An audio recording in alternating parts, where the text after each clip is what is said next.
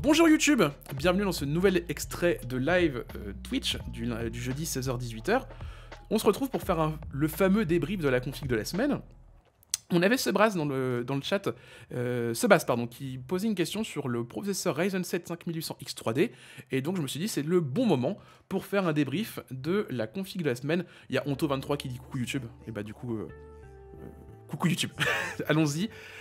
Donc pour la config de la semaine, on rappelle cette semaine, on voulait une config pour jouer à Starfield en 1440p.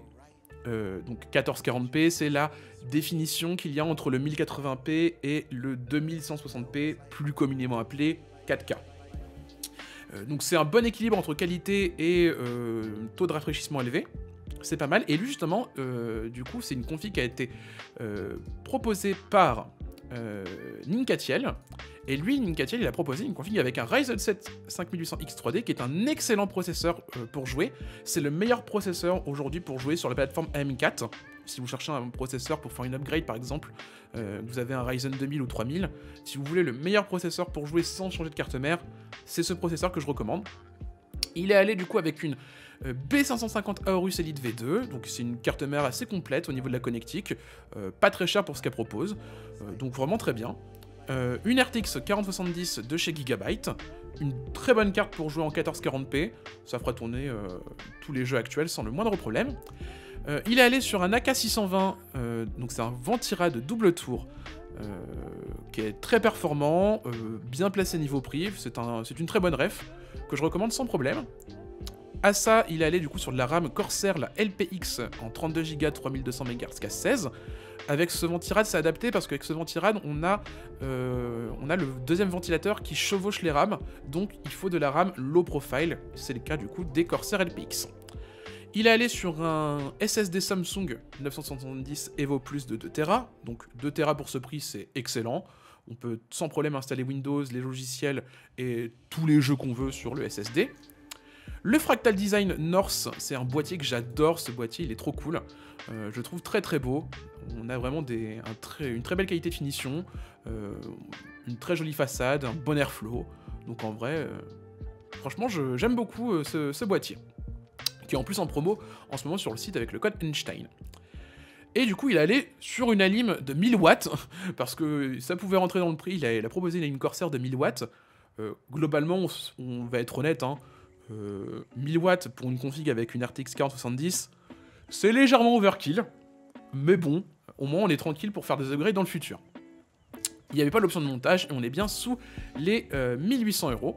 Mais YouTube, si jamais tu veux une alternative, une config avec un processeur Intel, moi je te propose l'i5 13400F, qui est un excellent processeur pour jouer du côté de Intel.